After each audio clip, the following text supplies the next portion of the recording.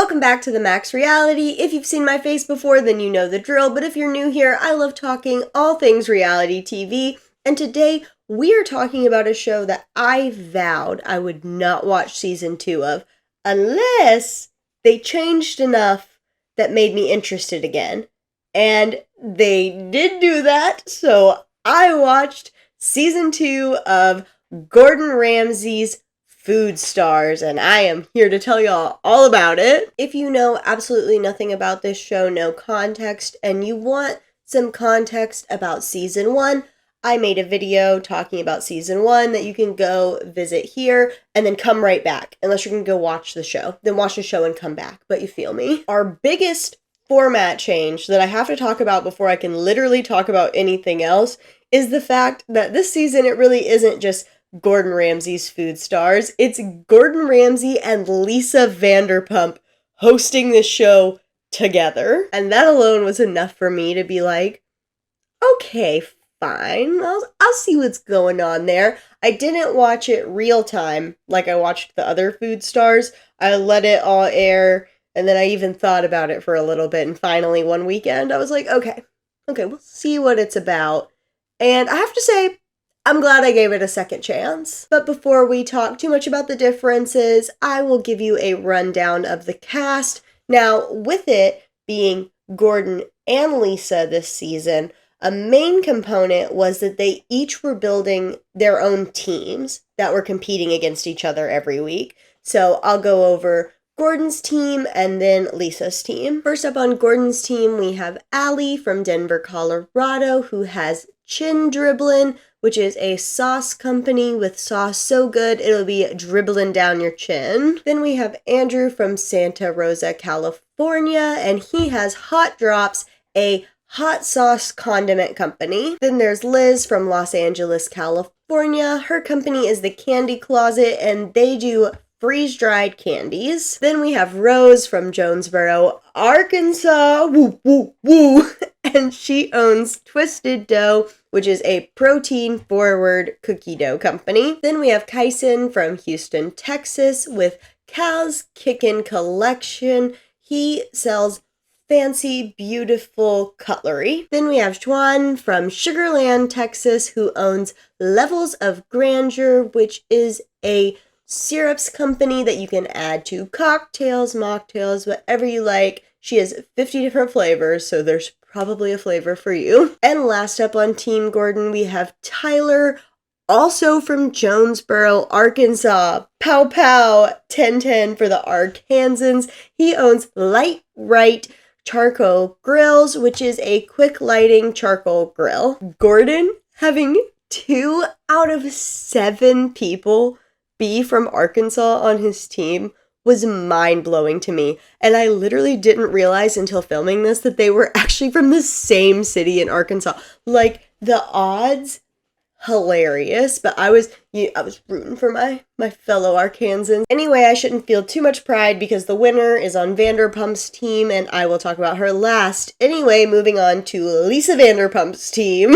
First, we have Roman from Jacksonville, Florida, who owns Hot Box Pretzels, which is a gourmet pretzel food truck. Then we have Erica from Chicago, Illinois, who owns Global, which is a baby food company. Then there's Nicholas from Philadelphia, Pennsylvania. He owns Mural City, which is a winery. Then we have Maria from Miami, Florida, and she owns a company called Square Eats. I was watching this show, especially this first episode. I was like watching while I was doing stuff because I wasn't sure how it was gonna go.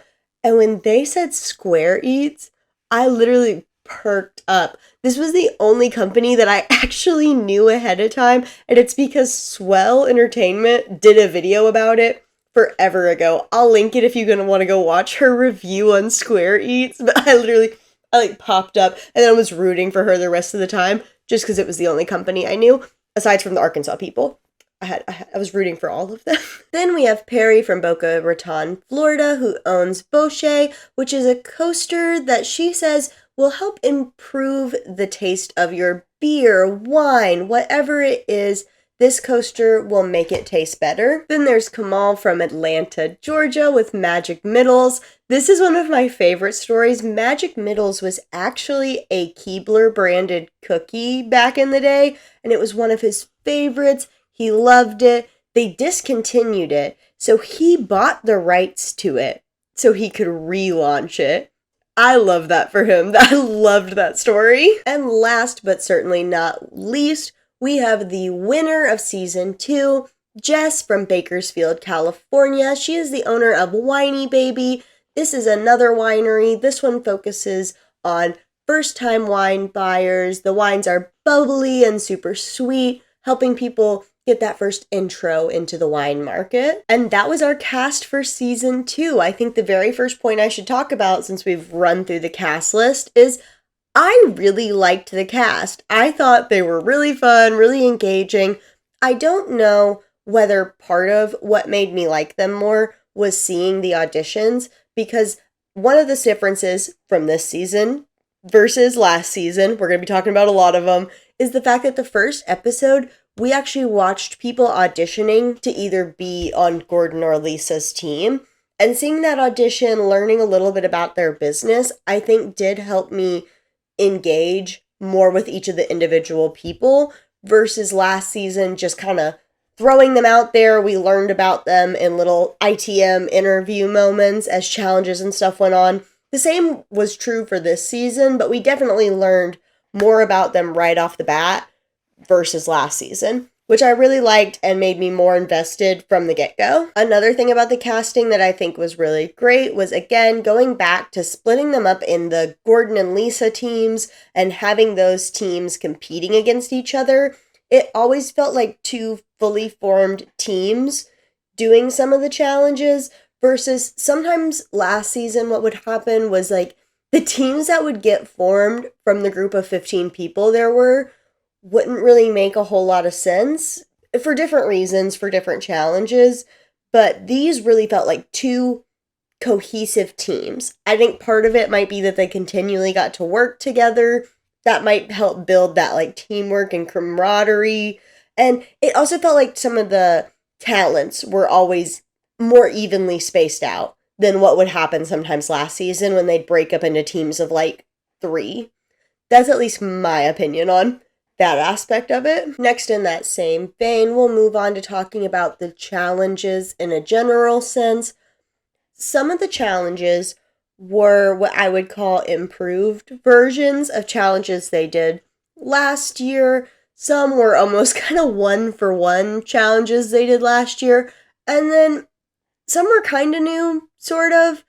Overall, I will say I do think the challenges improved. That was something I really didn't like last season, and kind of going back and forth. Again, I think part of it is the way the teams were broken up, but part of it was just that they did some of these challenges better. Let's get into examples. So for ones that are like more direct one-to-one comparisons, one challenge that happened last season that I despised and was super annoyed about was last season, they had a challenge where they broke them up into teams and made them make a wine blend and then market it and like kind of pitch it. And at the time, I was like, what, of all the things you could have, because recipes, food, those sort of things, yeah. But blending a wine just feels so specific and so weird to grade them on whether or not their wine is good. And even in my video, if you go watch it from last season, I was like, why not just give them a wine and let them do the marketing, do that?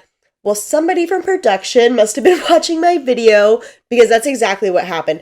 This season, instead, they kind of took that exact same challenge, but they gave each team Gordon and Lisa's wine that they already have and just made them pick a holiday and do a marketing campaign. So like one team, Gordon's team, picked New Year's Eve. Lisa's team picked Valentine's Day. They had to shoot a little commercial. They had to do the branding for the bottle. They had to give it a new name. All that stuff, which makes sense to me business-wise as a challenge versus making them blend wine. And again, there are other times they make them cook and things like that, but wine, again, it just feels so specific. This time, we did have two people who actually do wine, but they were on the same team. So that would have been a little difficult. Another set of challenges that I feel like were very similar / improved upon. Last season, they had a challenge where they made them come up with a recipe, then shoot a TikTok style video that people then had to try to follow along with to cook. And they were, I hate saying graded on a TV show, but judged. They were judged on how well people were able to follow along and cook the recipe. And at the time, I was talking about I don't know about y'all. I'm pretty much going to say the same thing again, but that's fine. When I see a recipe on TikTok, I'm not expecting to follow it one for one in that TikTok video. That's what I expect from YouTube, from a long form. When I see a recipe on TikTok, I am wanting to see it, save it, read it, that sort of thing. Especially a lot of reading it. Reading it is the key thing that happens a lot on TikTok. But Gordon was just like, no, figure it out. Do a cook along for a 60-second video. We'll just replay the 60-second video like 4 times and hope for the best. This time, we did improve it with doing like an actual cook along, and it was tied up with, I'm going to kick myself, with a magazine that's super, super popular, a website that's super popular. I'm going to think of it. No, I'm not. I'll put it somewhere in this editing clip. Anyway, they partnered with them. They had to come up with a recipe, and then they had to host a live cook-along that was live streamed to an audience, and I felt like that version made so much more sense. I literally was sitting there last season like, who follows along like 1v1 with a TikTok? If you do, again, I said this last time, please tell me, but I've never followed a TikTok video like 1v1 while trying to cook. I don't know. That's just not what I think of with that platform. Anyway, one of my favorite parts about the live stream cook-along challenge was in the editing of it. They had like a bunch of like thumbs up or thumbs down happening in the corner to correspond with like what was going on during the cook-along. Or they'd have like comment bubbles pop up that were just like, what's happening? Can't follow. It was... Watch it for the editing alone. It made me chuckle so hard. The next 2 challenges I'm going to talk about aren't like as directly comparable, I would say, but close enough. The first one is last season they had a challenge where they had to make this whole experience, make cocktails for a charity event.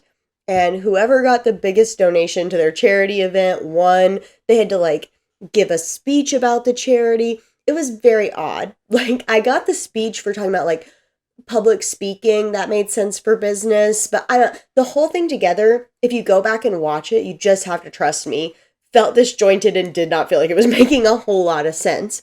This season, the challenge that I would consider comparable and better is they had to make a pop-up bar experience, so they had to theme it, they had to come up with cocktails, and they were just purely based off that, like the service they gave, the experience they created, and based on their cocktails in general, and I felt like that was a big improvement. Not exactly like one for one, but I feel like very comparable experiences.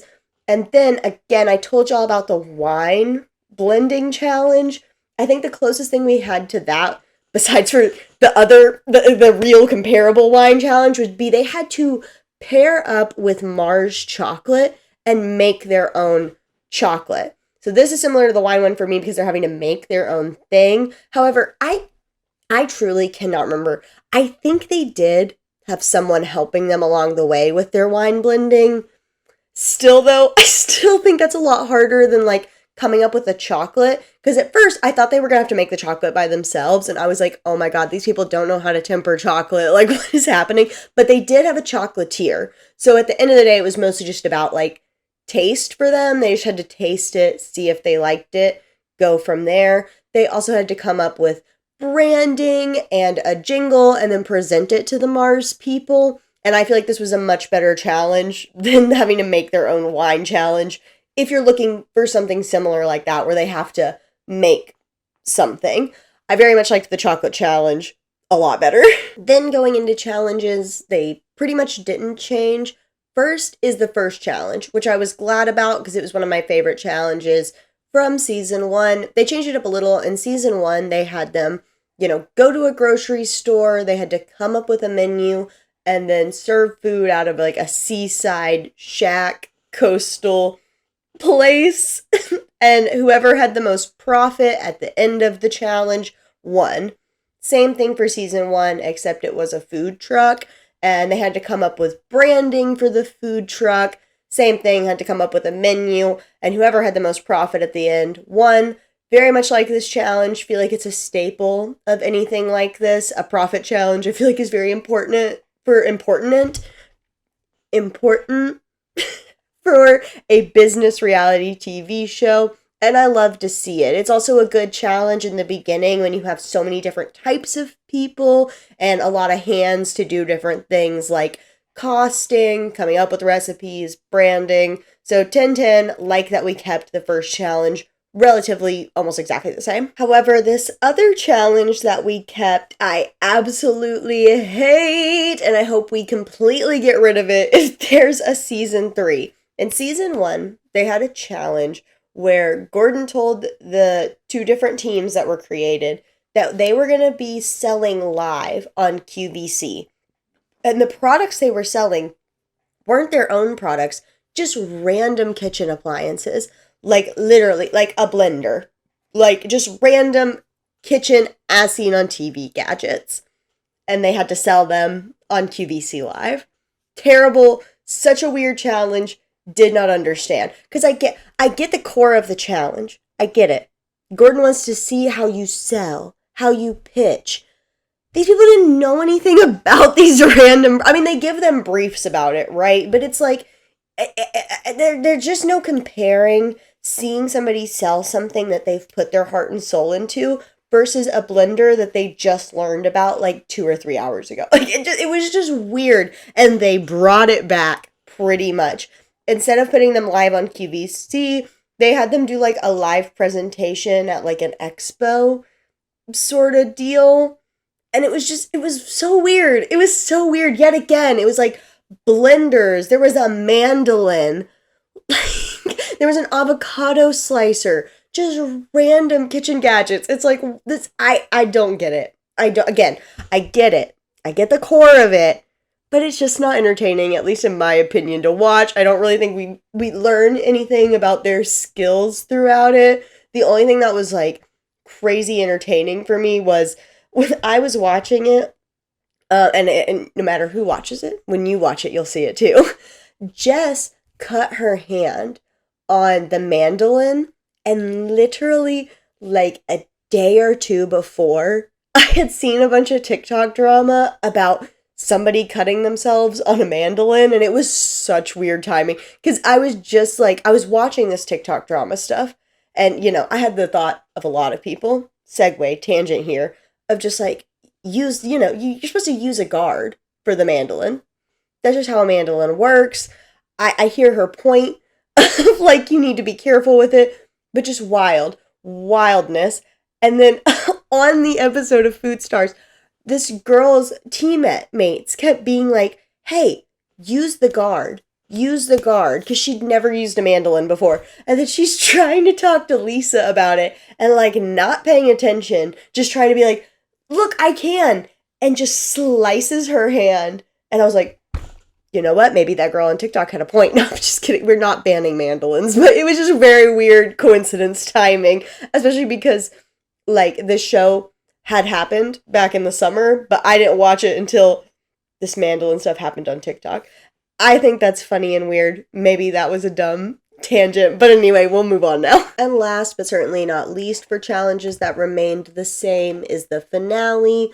The biggest difference was the way they presented their products. In the finale last season, each of the contestants got a blank space that they got to brand, and people would come in and they presented their product in kind of that format, versus this season, it was all held in like a big kind of convention center sort of space, and each contestant went up on stage, gave a presentation about their product, and that was that. The thing that was very similar was, number 1, they're having to sell their own product, and number 2, they had something that Lisa and Gordon told them they should work on for improving their future product. So, for example, Jess, who was in the finale, she was told that she should keep expanding on the product because that's something she wanted to do. So she decides to expand from wine to wine-infused ice cream. The girl Allie with chin dribbling was also in the final 3. They told her she needed to work on becoming like the face of her brand, getting more on social media. And the last guy was Roman, who had the pretzel box food truck, and they were telling him he needed to be able to figure out how to start like shipping those out. And pretty much they had to just come up with concepts for that sort of stuff and present their brand and these new ideas as a whole for their finale. I think this was good. I did like last season's a little better. I liked them having to design the room and really design a space for their product.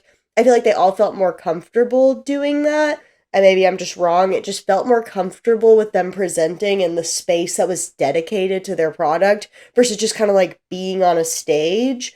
And I don't know. I felt like the finale was better last season, but I still think it's good that you spend the finale focusing on their actual businesses. Then we got to talk about challenges that were just completely new.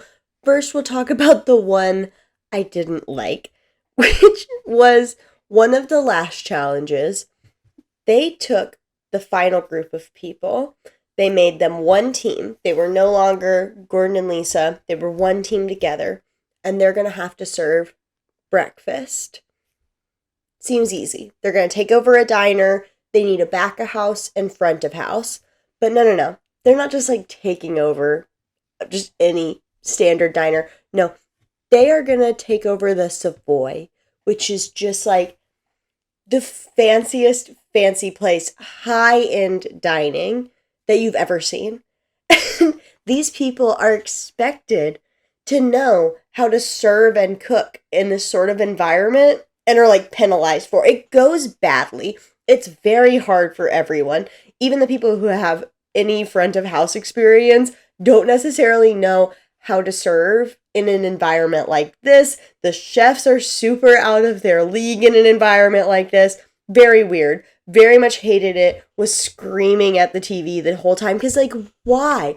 Why not just put them in a normal restaurant? Even if Gordon wanted to put them in one of his restaurants, do one of the more normal ones. Why this? Like, I don't know what about being a food entrepreneur would make you think that you just know how to serve in an environment like that. Like, I have done waitressing before, but I have no idea, like, how to serve in an environment like that. And they do get training, but they, like, keep them up all night doing the training and prepping, so they're all exhausted. It made me so angry. It was the most pointless challenge, in my personal opinion. I was sitting there the whole time just like, why are we doing this? However, the next episode after that challenge, we got a new challenge that I was a super big fan of.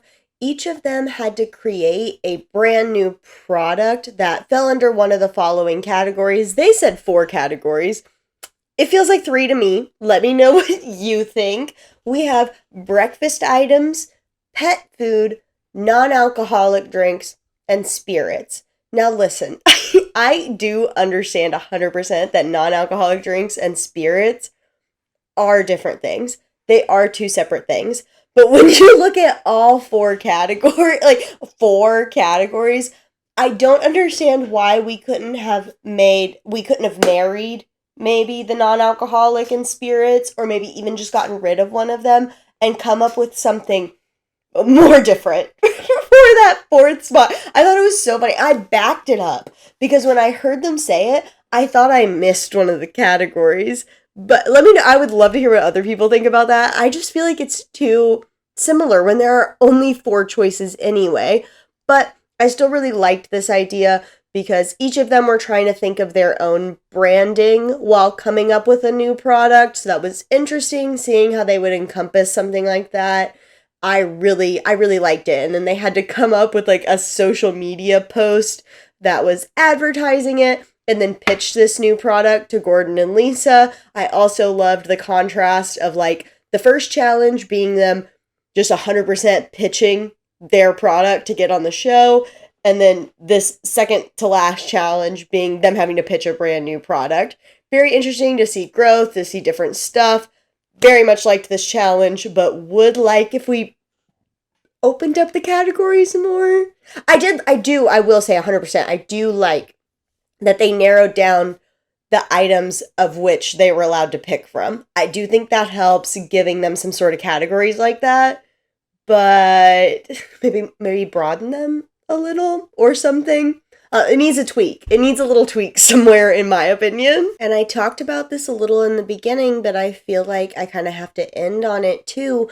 I think a big thing that really, really, really helped this show was adding Lisa Vanderpump. Gordon and Lisa together is an absolute TV treasure. Aside for just having them, which is just a chemistry perfect, just great television together, in my opinion. No matter what, taking them aside, splitting up into two teams, just like straight from the get-go, instead of like forming new teams every week with a group of 15, I do think greatly improved the structure and the flow of the show. I do think it's double improved by the fact that it's Gordon Ramsay and Lisa Vanderpump, but just splitting it up greatly helped, just in general, just watching it. It just felt more comfortable, felt like there was more of a flow and an understanding of how the show would go week to week, if that makes sense to anybody but me. Y'all can always tell me if I'm just saying crazy stuff. That's what my comments are for, y'all. I'm also super interested in trying multiple of these products. The coaster thing, no offense to her, I do not know. This is just my opinion. Allegedly, as many words as I can to protect myself, I just don't understand how that could be real. I watched a couple of videos of people like giving testimonials about it because I was trying to figure out how to pronounce the name of the product. And I just truly don't understand. She says it's using quantum physics. And I just gotta know. I just gotta do a blind taste test to see. I have to know. I also really want to try Square Eats now because of the Swell video, like the connection. I'm like, oh, well, I gotta try it. I want to try Whiny Baby since Jess won. So many of the products I'm very interested in trying. If you've tried any of them, definitely let me know down below. Overall, to end this all out, I've said it a few times, but I'll say it again. I just think this show was overall way better than season 1. And I truly think it all starts with the decision to split it up into a teams-based show from the beginning. Whether they keep Gordon and Lisa or not, I think that structure, just personally, is a lot better than just the standard pool of 15. I also really, really liked that we got to know the cast a lot more, in my opinion, from having that first episode of auditions. It made me more invested in certain people straight from the get-go, and overall made me like some of these people more. I've seen some other comments of people saying this cast was more likable, and I truly don't know if it's just because we got to know more about this cast or not. I can see both opinions on this. I don't necessarily have one. I've just seen both, and I understand. Truly a great showing of being able to launch a show that's not very good and change just enough about it to make it watchable, because they didn't change everything about this show. In my first video, I pretty much am like, overhaul this whole thing, redo it, take it to the ground. This is what should happen. And what I was talking about is pretty much a completely different show, which is hard to do something like that. So I very much commend the fact that they were able to change just enough to make it fun.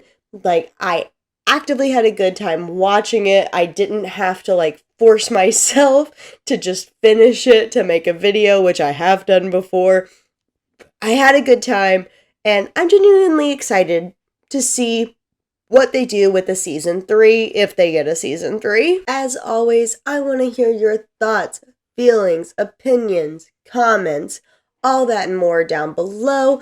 Did you watch season 1 and, like me, were like, I will not watch season 2? Did you watch season 2 and season 1 and you're like, oh, this is better? Have you not seen any of it? And you're like, maybe I should give it a try. Or did you recognize the name of one of the businesses or products I said? Let me know all that down below. If you made it this far in the video, thank you so much. If you've liked the video, don't forget to like it. And if you like talking about general reality TV, maybe subscribe to the channel. Also, if you're somebody who's made it all the way to the end, you might be somebody who's curious about when Shark Tank videos are coming back. Well, my friends, Shark Tank airs tonight. The night I post this will be the same day that Shark Tank Season 16, Episode 1 comes out. I am so excited, and that means next week is the first Shark Tank video. So be on the lookout for that. I am so excited. By the time I'm recording this right now, it hasn't aired yet. It's coming out this Friday. It's Tuesday right now, and I am so excited to watch it. They launched it so late this season, and I don't know why, but I'm so ready for it to be back. So if you like the Shark Tank videos, get excited. And that is officially all for me in this one. Again, comment, like, subscribe, and until then, I'll see y'all in the next one.